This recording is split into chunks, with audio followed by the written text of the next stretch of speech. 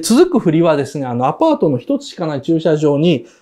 宮森がですね、車を滑り込ませて、勝ったというシーンですね。で、ライバルの富ヶ谷はですね、ものすごい悔しがるんですよ。で、この悔しがるっていうのが、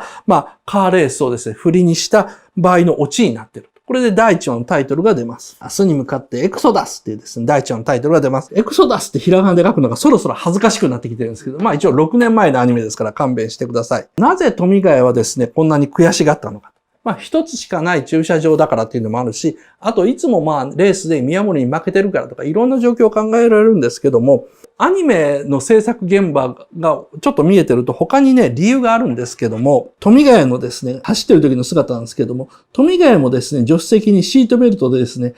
カット袋をですね、固定してます。この悔しそうな顔はですね、富ヶ谷さん、お先ですっていうふうに言われてですね、すごい悔しそうな富ヶ谷なんですけども、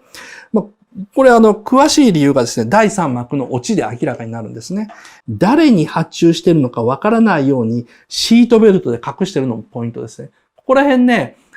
そんな偶然あってたまるかっていうような突っ込みがないようにわざわざ、アニメーションのカット袋とはわかるんだけど、なんとか様っていう字が見えないように安全ベルトがかかってるんですね。ここら辺ね、細かいです。第3幕、オチです。インターホン鳴らすとですね、ドアを開けたのは作画監督のですね、瀬川ですね。作画監督っていうのが出てきて、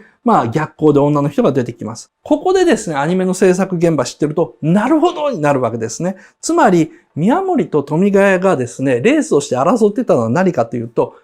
どっちが早いかじゃないんですよ。瀬川のスケジュール調整をどっちが早くするのかという強制だったんですね。瀬川のところでですね、上がりカットの確認します。上がりカットですね、作間修正がですね、瀬川はもうやりましたっていうですね、ここサインだったり、シャチハタだったりですね、あとイラスト描く場合もあるんですけど、これも好きなようにそれぞれやります。で、瀬川がここに笑顔マーク入れてるのはおそらく、このカットの完成度を物語ってるんだと思います。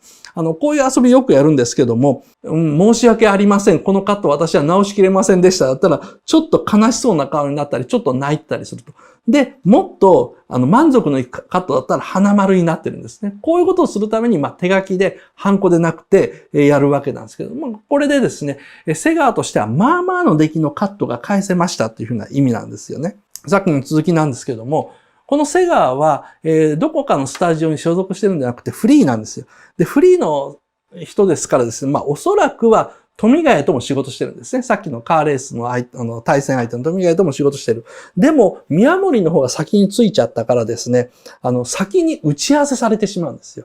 で、作品上がりのカット回収だけでなくてですね、次回のカットも渡されて、今日これだけ上がりました。じゃあ、あとこれで最後です。お願いしますね。と言ったら、いよいよ現物を見てからですね、スケジュール調整が始まるんですね。で、そうするとですね、瀬川のスケジュールが先に決められてしまうんですよ。3コマ目見てください。内容を見た上で2人がスケジュールについて話しています。これね、じゃあ事前に電話なりメールでスケジュール合わせればいいじゃないか、スケジュール取ればいいじゃないかっていうふうに思うかもしれませんけども、アニメーションの例えば原画から動画でもいいですし、あと原画上がってきたので作間修正でも何でも構わないんですけれども、すべてね、現物見ないとわかんないんですよ。現物見たら、これ3日で仕上がります。これ1週間かかります。これ私だけで無理ですっていうことがあるので、だから制作進行が必要なんですよ。制作進行が行って直に話してニュアンスを聞くんですね。どれぐらいかかるのか、どれぐらい無理なのか、本当に無理なのか、押せばいけるのか、無理って言ってるのは、よそのスタジオの作品が3日後に入るから無理って言ってるのか、それとも本当に物理的に無理なのか、やるのが自分が好きじゃないカットなのか、苦手なカットなのか、やりたいんだけど、本当に純粋に時間だけがないのかって全部ね、ニュアンスなんですよ。で、絵を描く人ですからみんな口が上手いわけじゃないんですね。みんな、いけると思いますとか、頑張りますっていうですね、ニュアンスだけで答えるんです。で、このニュアンスからですね、本当の裏みたいなものも制作人口は全部読み取った上で、自分の頭の中で本当のスケジュールを立てていかなきゃいけないんですね。で、その本当のスケジュールっていうのは、それを制作デスクに話す場合もあるし、話さない場合もある。これは私だけに留めておこう。ちょっと余裕がある。私だけに留めておくんだけど、切羽詰まってきたから、そろそろデスクに上げて相談しようっていうのをですね、すべて頭の中でやるですね、実は超高度な技というかですね、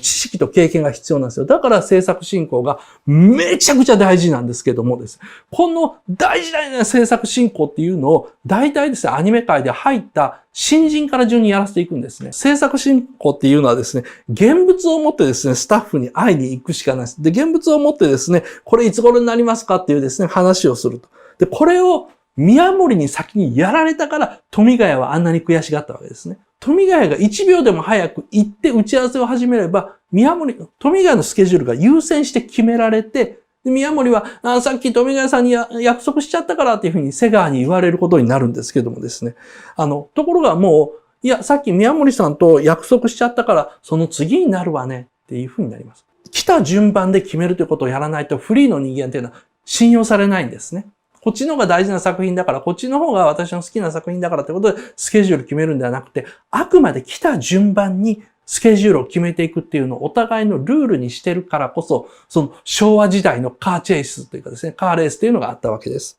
これがですね、富ヶ谷の悔しがった理由でありですね、カーレースのですね、オチとして機能しているわけですね。